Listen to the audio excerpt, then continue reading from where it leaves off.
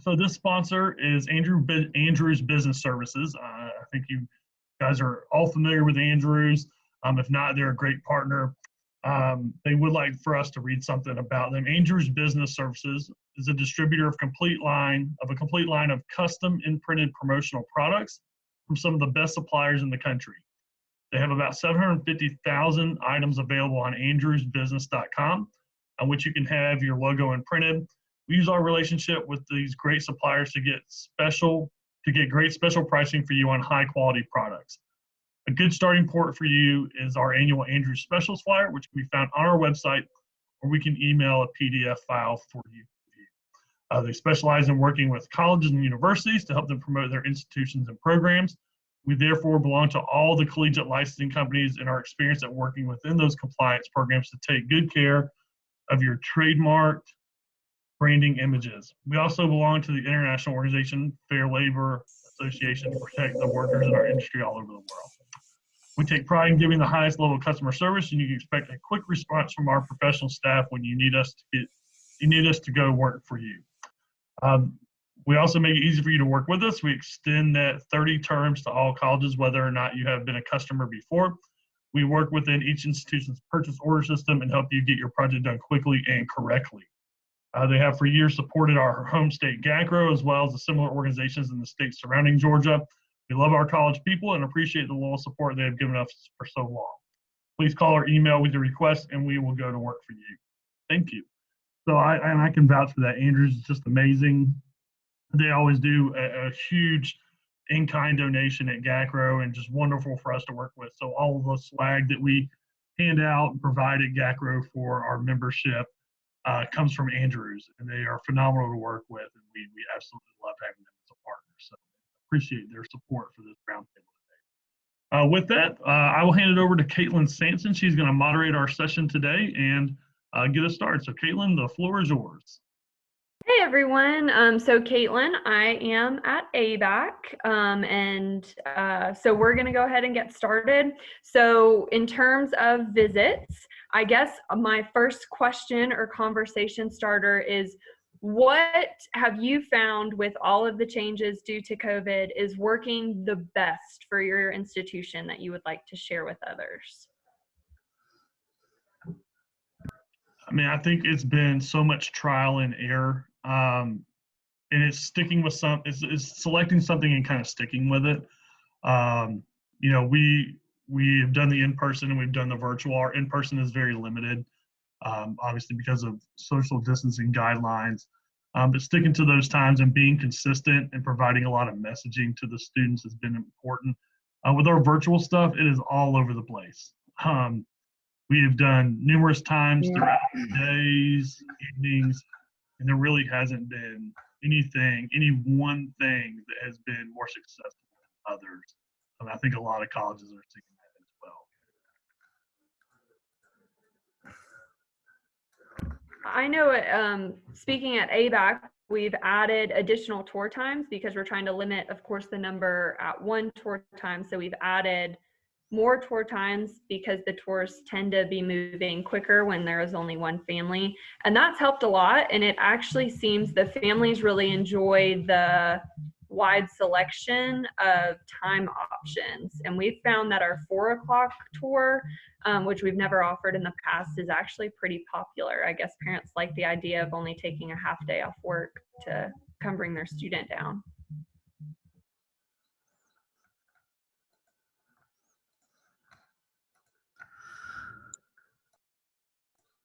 I have a question about that, Caitlin. You're able to do your session and your tour and everything in an hour, or do y'all run till 5:30? So since we have to cut out housing, we have like a mock housing room in our admissions building now. The tour is able to be done within an hour. If we bring housing back into it, it'll probably be an hour and 15, but yes, it's about an hour right now.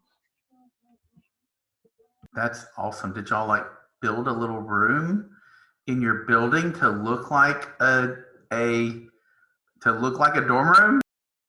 It's a small room where we met with families privately. So we just cleared the furniture out, and it's about the same size as the dorm room. So yes, we had housing bring over the bed and a dresser and that sort of stuff. Entertaining.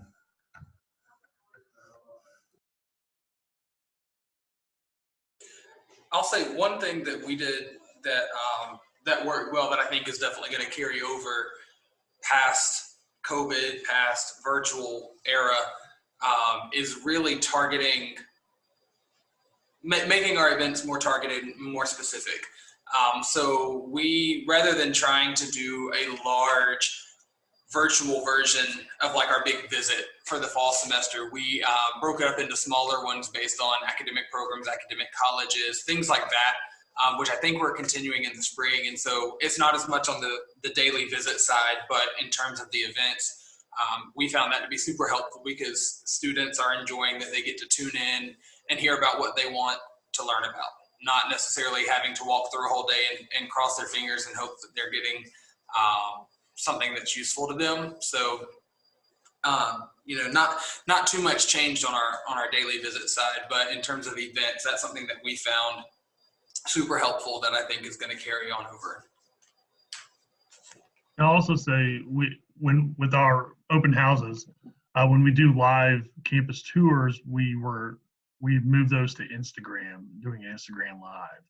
And we have found that has just been more successful because that's where students are getting their information. So that has been tremendously helpful. We're doing a lot more of the Instagram stories. So things that we would be saying through our information session or our virtual information sessions, we're doing those in short clips and putting them on our stories so students can access them anytime. And that has been one of the better things and more efficient things that we've done.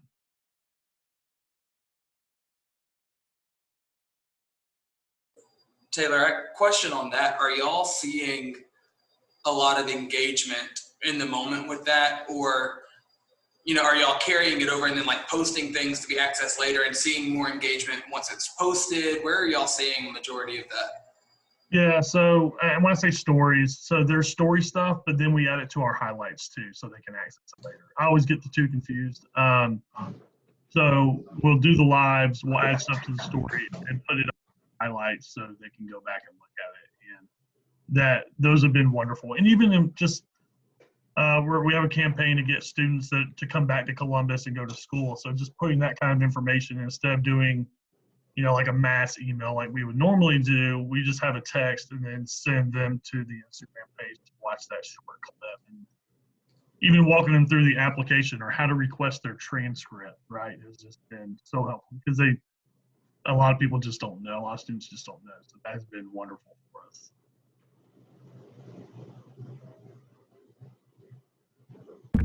All right. So in the spring, I know we all quickly developed virtual tours and a lot of virtual content. So now that we've had quite a few more months of virtual content and time to make things, I know a lot of us have come up with a lot of new things. What have you all found to be best received from the students? Is it major specific or highlighting student life or housing, or out of all the virtual content, what do you find to be the most popular and most viewed?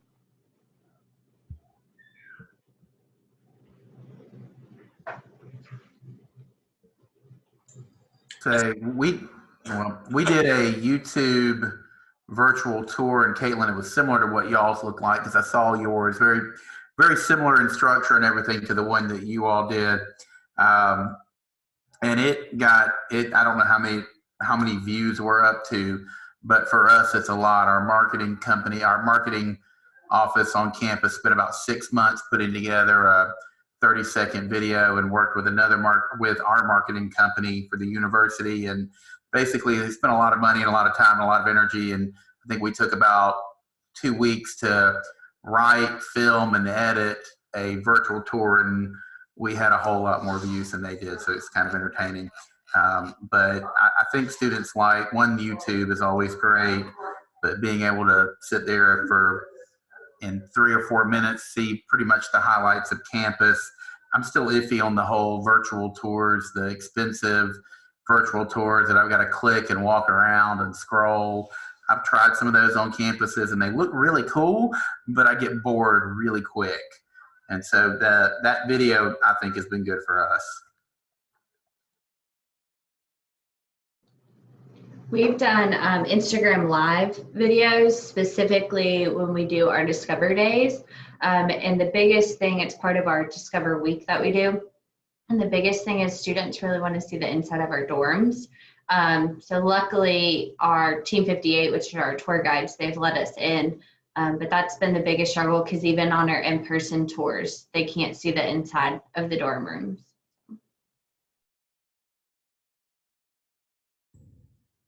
I'm with Wiregrass Tech, and something that we've tried, we usually have in-person information sessions, and we have moved those virtual. We're doing those now as a WebEx event, and we're live streaming those to our Facebook page, and that seems to work pretty well. We created a quick, like 6-7 minute video basically of what was our presentation for high school visits, condensed it down, got our main points in there, and then had some students present it.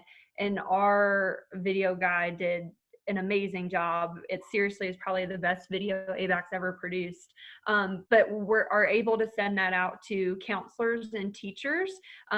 I feel like we've all probably gotten the ask from counselors about virtual content that they can post on like their own college pages and things like that. So that's what kind of forced us to create it. But then it's awesome because we are able to send that out, of course, being ABAC, to our ag teachers and things for them to show like a quick, you know, at the beginning of class, a quick video for students to really get a glimpse of ABAC. So it's been very helpful.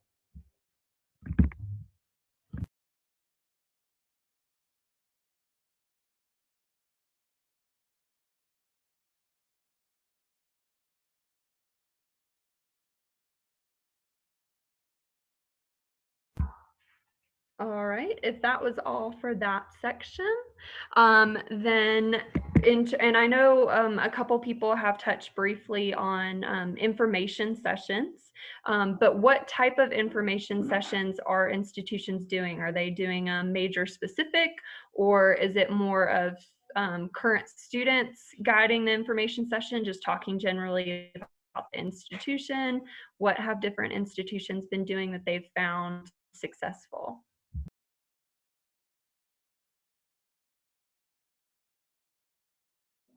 So yeah, we've just done at Columbus State just a basic information session. We have played around with the idea of doing more departmental specific and targeting certain groups. I mean, the one thing that we've done with all the different information session links that we've had to do for Probe and for some other, like our Georgia line tour that we have, has really helped us build and streamline our regular information sessions. So, but we've just done just a basic A to Z, here's everything about us.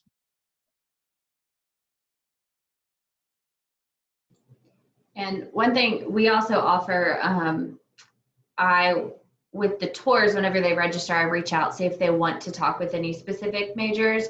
And our professors have been really good. Our department heads have been really good about meeting virtually or in person if they're here for a tour. So that's how we kind of guide them more to the major specific, especially with our two campuses.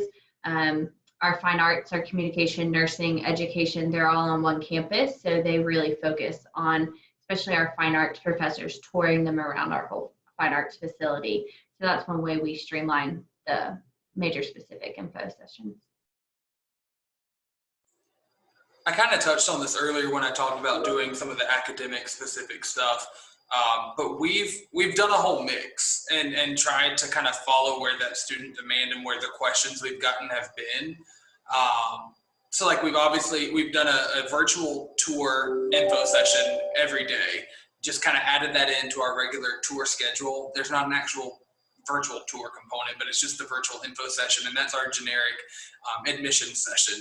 but we've also done a weekly College of the Week where one of the academic colleges got to do like an Instagram Live, but then also a more formal virtual information session with students from that academic college and some of the faculty were administration from that college. But one of the things that I really enjoyed that we did, each counselor got to host and explore Augusta for their territory. And so each one got to kind of build it what they wanted it to be. But they were able to do an evening event, had great attendance from students, and a lot of them used that as an opportunity to utilize student panels that are from that geographic territory that are here now on campus. They were calling in virtually and everything like that. So we did a wide variety, targeting different things, but that one was really cool because it got to be very territory specific. And so we did utilize the student panels. Each counselor, each recruiter got to kind of make it what they wanted to, and talk to the students about the things that they were hearing from that territory. So I just found it really cool to be really specific, and students seemed to really engage with that one well. Yeah, that's one thing I'll say we are doing is doing different information sessions. So each counselor, based on what time of year it is. So we did application workshops around Georgia Apply to College Month. We'll be working starting next week and in early January. We're doing scholarship seminars for each counselor. We'll do a couple of those for our students within their territory to walk people through the scholarship process, that application, what it looks like, where they can find it, how to write an essay, that kind of stuff. So doing more informational stuff to reach out to those students and to give them the information that they need. At Georgia Northwestern Tech, we've done some informational WebEx sessions with some of our academic programs, so just trying them out.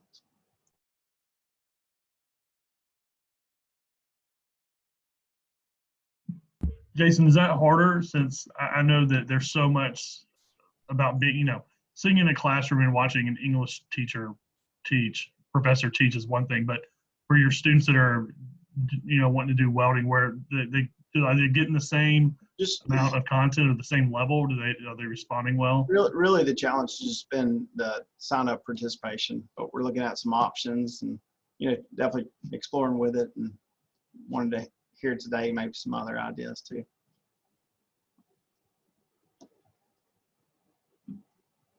But definitely trying to increase the participation.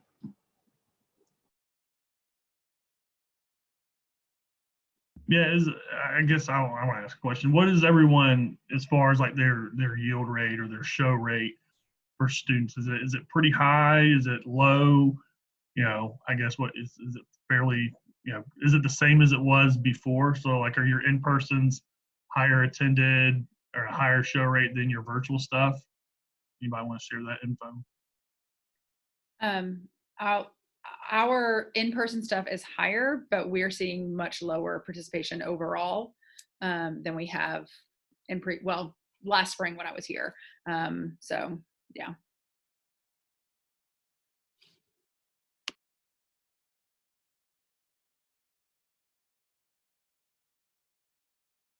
We've definitely had, with our in-person events last year compared to virtual events this year, definitely had more participation in person, which I think we're all trying to figure out how to boost that.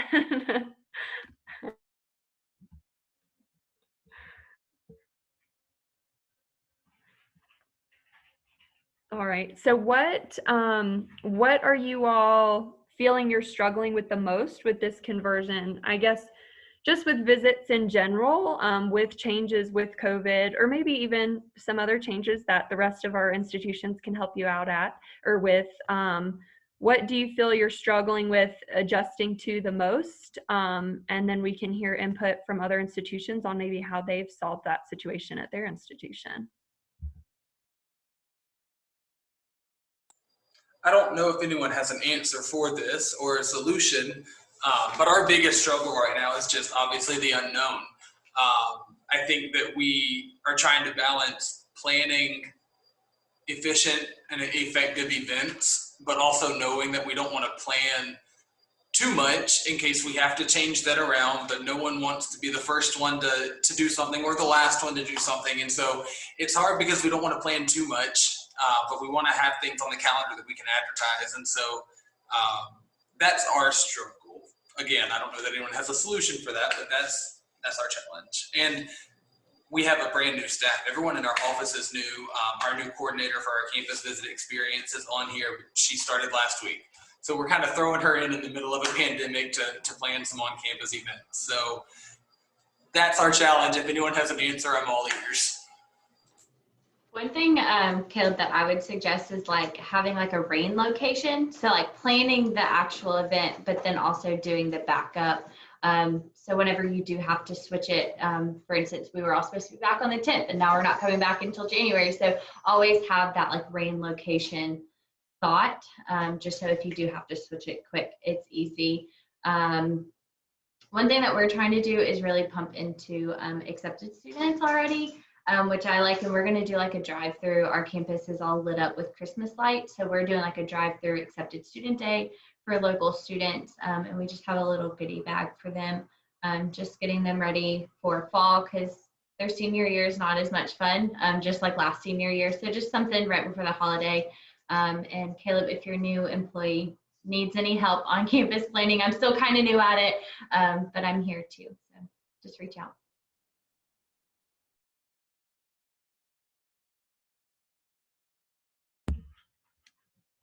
We had, we were one of the very few this fall that hosted an in-person visit day. So we, of course, reduced the number to only 100 students and then reduced the number of guests they could bring and things like that. But we did the entire event outside, which was really cool. Of course, it was stressful because we were waiting for rain decisions. Like Bailey said, we did have to have that rain plan and stuff in place. But it ended up being, it was in November, a very successful event. The students seemed to really like it and understood that they couldn't go into the buildings, but still could speak to the faculty members outside of the buildings and do one-by-one tours of the lab science building or the ag building and things like that. So it ended up being, I think, a very successful event according to those that attended.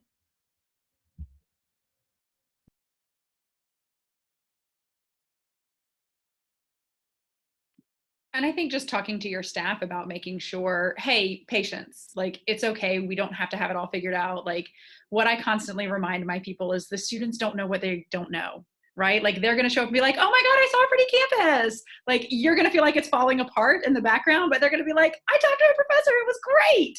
Like ultimately that's what you want to leave the students feeling with. Like don't worry about having the exact perfect event. Like we all know that everything this year is going to be a little bit hectic and chaotic, and like living with the comfort of that, that's okay. It's a hard place to get to, but it's okay. We can get there.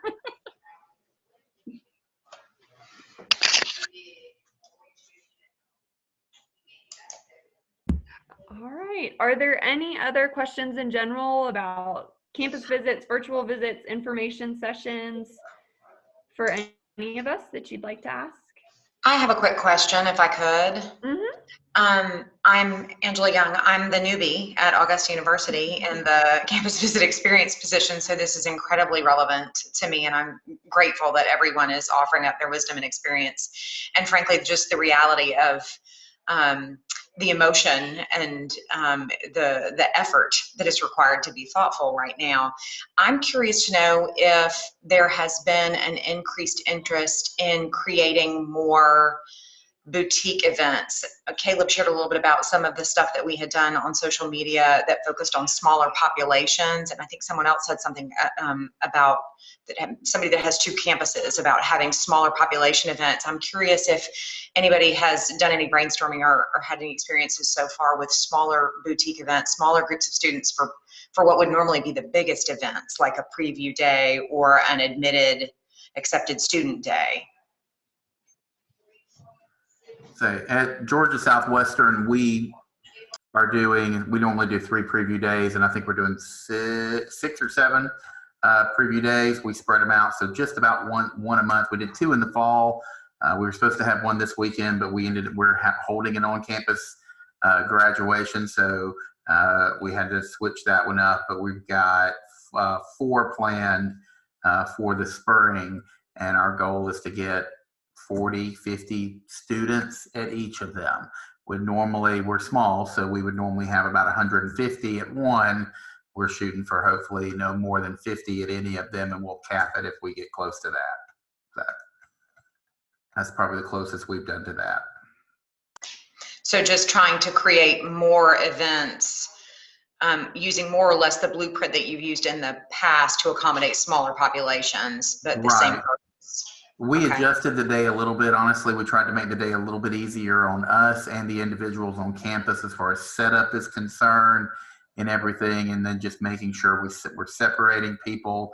For the first one we were in our gym, kind of determined that was really too big a venue, which is kind of weird, but it was kind of too big a venue. So what we did for our second preview day is we actually split up our groups by majors, not into 2 groups, and put them in 2 smaller smaller rooms, whatever, smaller than a gym. And we have simultaneously doing the welcome and information session, and our president does his welcome at the beginning of one of the sessions and at the end of the other session, so he can move rooms. And then from there, we break into the academic part and go our separate ways on campus, and people separate out into smaller groups. But just trying to be creative with that. And I think we'll do the ones in the spring. Sorry, I think I said 4 in the spring. We have 5 in the spring. So the bulk of ours were in the spring because that's when more people tend to visit. So it seemed to work. Yeah, we've done several smaller events as well, within that kind of rethinking, instead of doing a broad campus experience, trying to be very specific and targeted. Because if you have fewer people, then you can get them more in one-on-one conversations with professors instead of just a general overview of like, stop by a table. We can put them in a classroom, we can let them sit down, have that conversation, answer their specific questions. So just being a little bit more targeted and thoughtful about what the day actually looks like, and where can we provide more of like a concierge, I guess, service for them the day of that event. But we're doing an ungodly number of events in the spring, so it'll be fun. Thanks, y'all. Any other questions?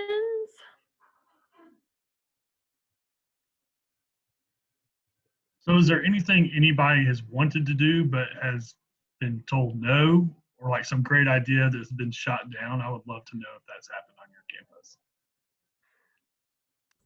So sorry, Wiregrass again. We haven't really, usually this time of year we're making so many classroom presentations and visits, like we go in and see our seniors especially. And right now we're allowing in-person tours up to 2 people. So very small, they can only see 2 programs. And I'm getting so many requests from schools that want us to come into their classrooms, and we're offering virtual alternatives, and they're just so burnt out. And so I know that we can't make those happen. Are y'all doing anything else specifically for that situation? I would say just having pre-recorded videos, or like either on YouTube or through social media, and so the students can access it whenever they want. That's really been our solution to that. We partnered with our School of Ag and Natural Resources, because some of our ag teachers who we'd traditionally be in their classroom were asking us to come back, and we can't do that. So we actually, which I think is even cooler, we're able to have an ag student and an ag professor on. So I did, the brief admissions general stuff, and then the ag teacher was able to talk to the horticulture class. He was a horticulture professor and things like that. So even though we couldn't physically be there, we were still able to do some of those classroom visits. So if you are getting those requests and of course not able to physically be there, I would see maybe if your professors would want to jump on board, or your ambassadors, or, the neat thing about virtual is you can bring people in that you typically can't go to visits with you. That's a good idea. I'll definitely see if that helps. I know that some of the response that we're getting is, essentially, we want you in person and not anything virtual, of course.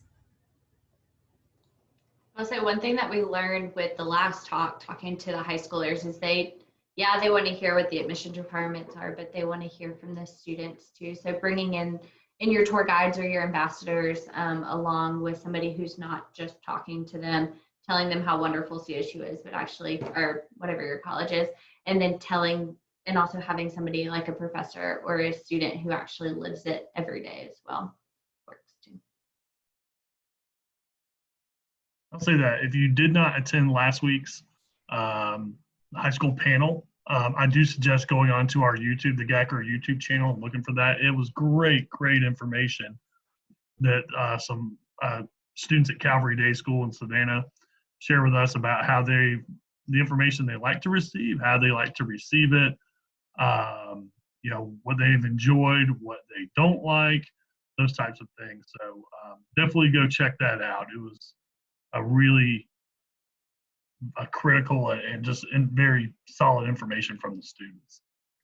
And I would reach out to your students, your current students, and maybe some prospective students, and do a similar type thing, a panel for your own, just to figure out what's going to work best for the populations that you're working with.